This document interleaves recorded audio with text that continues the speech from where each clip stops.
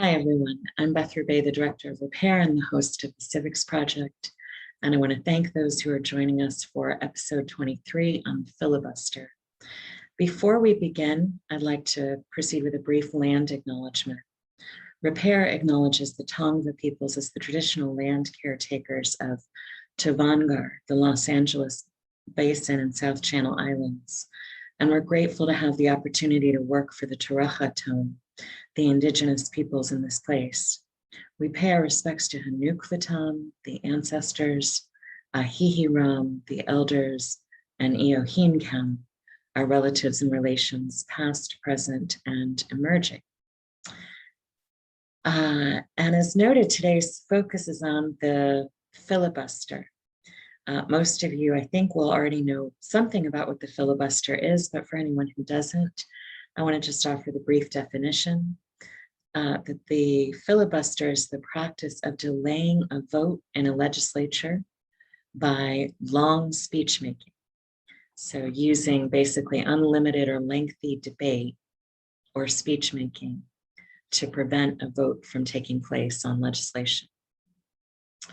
I want to begin our conversation with a brief history of the filibuster in the US legislature. The very first session of the US Senate took place in 1789, and senators from Virginia used the strategy of essentially, quote, talking away the time, unquote, in the parlance of senators observing the phenomenon at the time, to prevent passage of a bill. This practice at the time wasn't known as the filibuster. The term filibuster emerged in the 19th century. And it has two different origins. One is from a Dutch word that means freebooter. A freebooter is a person who loots or raids. And similarly, it's also derived from the Spanish term filibusteros, which referred to pirates at the time who were raiding in the Caribbean islands. So the idea of filibuster is a person who filibusters as someone who is raiding, looting, stealing, taking. The association between making long speeches to prevent a political vote and piracy, being a pirate, likely derives from the ways in which filibustering was seen as a way to steal or take power, or at least to semi-illicitly hijack the political process. By the mid-1850s, the term filibustering had become the commonly used term to describe the practice of preventing a vote through lengthy speech making in the US Congress, particularly the US Senate. It wasn't until the early 20th century, with encouragement from then President Woodrow Wilson, that Senate members created the procedure of cloture, spelled C-L-O-T-U-R-E, a way to close debate and proceed directly to a vote, thereby ending a filibuster. Initially, when Congress, or when the Senate first passed a rule about this, cloture required a 2/3 majority, which at the time would have meant, or at this time would have meant, 67 out of 100 senators. But it was lowered in 1970 by the US Senate to a 3/5 majority, or 60 out of 100 senators. We mostly hear about the filibuster in the Senate rather than the House of Representatives for good reason. Historically, the filibuster was used in the US House of Representatives as well, but the practice was ended in the House with procedures to limit debate earlier in the 19th century, so in the early 1800s, essentially. Filibustering in the House was used by a range of 19th century representatives or congresspeople, and it's most notoriously associated with a US representative and attorney named Barrett Gardiner, who served in the early 19th century. There's some historical evidence, so it's not confirmed, that he might have once filibustered for 24 hours. His practices were widely acknowledged and referenced by John Adams in a letter to his grandson, who wrote, quote, "You lawyers can talk forever," and referenced Gardiner as an example, describing him as a, quote, "very clever fellow." In 1808, Gardiner's verbiage became the basis for a violent conflict in which he wound up challenging US Representative George Campbell to an armed duel. Gardiner was actually shot, but he recovered and returned to the House of Representatives undeterred and continued filibustering just as often and for just as long. Eventually, however, he frustrated enough of his fellow representatives that they basically reworked their rules in order to prevent him from engaging in unlimited debates and speeches. In 1811, Representative Thomas Golson successfully called for a vote, interrupting Gardiner's filibuster and getting the bill in question, which dealt with a trade embargo against Britain, to an immediate vote. Golson won that vote to end the filibuster at 66-13. And this move effectively created a procedural practice, which was then understood as part of the House rules to end debate. And this has persisted in the House of Representatives since 1811. So this is the reason we almost only hear about the filibuster in the US Senate today. For those who attended or listened to our 20th episode last month on the Civil Rights Act of 1964, you already know that in the US Senate, the filibuster was used in the last century by white Southern senators to try to prevent the passage of civil rights legislation in order to maintain white supremacist Jim Crow laws. There have been instances when liberal or progressive senators have made use of the filibuster or just the threat of the filibuster. In 2013, 2015, 2017, conservative congresspersons have repeatedly introduced a bill entitled the Pain-Capable Unborn Child Protection Act, with the intention of effectively overturning Roe versus Wade. Many of you know that the Supreme Court decision in Roe versus Wade established limited but still significant 14th Amendment constitutional protection for access to abortion and for privacy as a reproductive right. In 2 of the 3 instances, meaning between 2013, 15, and 17, the act enjoyed a Senate majority, so it was poised to pass, but it was unable to proceed to a vote because it did not have the 60 votes needed to achieve cloture. And therefore, essentially, the threat of a filibuster kept it from passing and significantly restricting abortion access nationwide. The Pain-Capable Unborn Child Protection Act, by the way, has been reintroduced in the Senate this year by Senator Lindsey Graham of South Carolina. Given the current composition of the Senate, it's very unlikely to pass during this current session of Congress, which will last through December of 2022. Historically, the filibuster has sometimes been used in service of causes such as defending free speech in wartime or challenging legislation that ostensibly favors the rich. Others have seen it as a way to gain public attention and then educate the public about a particular political issue. In the current Senate landscape, progressive and even slightly progressive senators are united in the stance that the filibuster does much more harm than good by obstructing democratic process and providing a tool that can be used to combat racial justice-oriented legislation. Those following contemporary news may have noted that currently 2 Democratic senators who are considered relatively conservative by Democratic Party standards, namely Joe Manchin of West Virginia and Kyrsten Sinema of Arizona, have been most resistant to a move to permanently end the filibuster in the Senate. Of these 2, Joe Manchin is considered most resistant, with a 50-50 split between Republicans on one side and Democrats and independents on the other side, and Vice President Kamala Harris is the Senate tiebreaker. There's essentially no means to end the filibuster unless the Democratic senators unite with no exceptions, or unless at least one Republican senator breaks ranks and votes with the Democrats to end the filibuster. Opponents of the filibuster, however, indicate that it can be ended if there is enough public advocacy and pressure. And for instance, civil rights and faith leaders have mobilized through what they term a moral march to visit Senator Joe Manchin in order to advance their arguments against the filibuster and to attempt to call upon his conscience or at least his susceptibility to public opinion. Just to lay out the arguments a little more clearly, advocates for the filibuster argue that it promotes bipartisan cooperation, meaning it forces the parties to work together, and it prevents the majority party in any given period from exercising too much power. Opponents of the filibuster respond that it's unhealthy for representative democracy as it essentially prevents the will of the majority of voters from manifesting more fully in the Senate and keeps the Senate from getting more work done. Some of the most compelling arguments against the filibuster continue to focus on its legacies of use to facilitate racial injustice. Historical examples of this include Senator Strom Thurmond's 24-hour speech to stall passage of the Civil Rights Act of 1957, and that's 24 straight hours.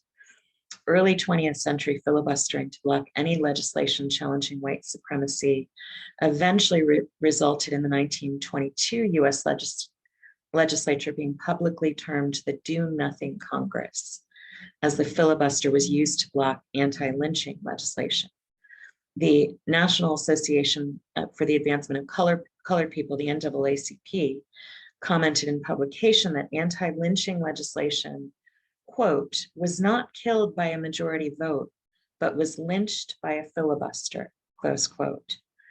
So one of the reasons that some of our civil rights landmarks, such as Brown versus Board of Education, which ended segregation in public schools, emerged in the federal courts rather than in Congress, was because civil rights entities such as the NAACP recognized that the Senate procedures, and particularly the filibuster, were functioning as an effective blockade against any civil rights legislation. So in contemplating the question of whether the filibuster should be ended, a powerful question to ask about our current Senate and any future incarnations is this: if the filibuster continues, should we expect that it would continue to be used to block efforts to achieve racial equity? For those who would like to read more on the history and present incarnation of the filibuster, a book option is Gregory Koger's text, Filibustering, A Political History of Obstruction in the House and Senate. And for those in our Zoom audience, I will put that book title directly into the chat for you. And again, the author is Gregory Koger. The last name is spelled K-O-G-E-R. Now, those who are familiar with the Civics Project know that for many of our sessions, we do Civics Trivia, where we have 3 multiple choice questions related to our subject of the day. So for those in our Zoom audience, I'm going to share screen. This is also a good moment, Zoom attendees, if you have questions, to add them into the chat so that we can answer them in this episode. So we'll begin our Civics Trivia now, and for those listening to podcast, you'll be able to follow along as I'll read each of the questions out. So first, who engaged in the longest filibuster in the historical record of the US Senate? Answer choice A is Alphonse D'Amato of New York. B is Senator Strom Thurmond. C is Barrett Gardiner. And D is Ted Cruz. And the correct answer on this one is B, Strom Thurmond, whose record 1957 filibuster took 24 hours and 18 minutes. The record had previously been held by Alphonse D'Amato, who had filibustered for over 23 hours. Barrett Gardiner, as we mentioned, may have filibustered for as long as 24 hours, but he was in the House of Representatives, not the US Senate, and the time of his filibuster is not confirmed. And Senator Ted Cruz is way up there. I believe he makes the top 5. He has filibustered for as long as 22 hours, but not broken the record set by Strom Thurmond. And again, Strom Thurmond's 24 plus hour filibuster was to block the passage of the Civil Rights Act of 1957. What is quorum busting? Quorum, Q-U-O-R-U-M, R-U-M, for those of us listening, for those of you listening by podcast. So answer choice A, quorum busting is preventing senators from being present to vote. Answer choice B is a walkout or deliberate absence to prevent a vote. C is arresting senators who fail to appear for a vote. And D is preventing the count of senators to establish a quorum is present in order to enable a vote. Now, before I I share the right answer to this question, I want to stress that, or rather I want to share for anybody who isn't familiar with the term quorum, that a quorum is the minimum number, in this case of senators, or minimum number of people who must be present in a legislative body or other policymaking entity in order for a vote to be called. So in instances where a filibuster has failed and cloture has been called, or a filibuster is not an option, Congress people historically and recently have used quorum busting as another tool, a related and integrated tool to block a vote. So the correct answer, as you might expect, given what I've just shared, is that quorum busting is a walkout or a deliberate agreement on the part of some senators in the US Congress to be absent so that a vote cannot be called. So flying to another state, for instance, is something that contemporary senators have done in order to prevent a quorum, deliberately keeping a full session of Congress from being present so that a vote cannot occur. So this is kind of a companion tactic to the filibuster. For those who are curious, it now is possible. In recent decades, it's become an option for senators who are deliberately quorum busting, who are failing to appear for a vote to be called to appear by the Sergeant of Arms, and if, and this is the new part, they don't, to actually be arrested for obstructing the Senate process and compelled to appear. So quorum busting is walking out or not showing up to keep a vote from happening. Last question, has the filibuster ever been used to block a Supreme Court appointment? Answer choice A is yes, more than half a dozen times in the 20th century alone. B is no, never. C is no, but the threat of it has been used to block a nomination. And D is yes, once in 1968 over the nomination of Abe Fortas. And D is the correct answer here. A Supreme Court appointment was blocked by the filibuster. Associate Justice Abe Fortas, already a federal court judge, was nominated for the Supreme Court, and it was very late in the congressional session, and it was somewhat similar to the circumstances we recently had in which Ruth Bader Ginsburg passed away and the Senate rushed to confirm Amy Coney Barrett before power could change hands between parties. So we had a similar situation in 1968. Lyndon B. Johnson nominated Abe Fortas, and the party opposition basically filibustered during his confirmation hearings until his nomination was withdrawn. So he would have made it to the Supreme Court otherwise, and the filibuster was used to block his appointment.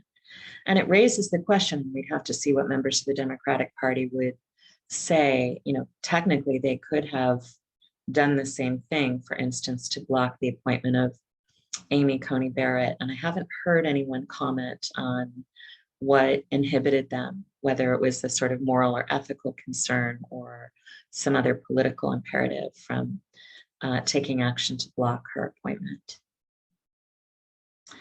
So for those of you in our Zoom session, I'm going to share some learning links for more information about the trivia we've just shared. Those will show up in the chat.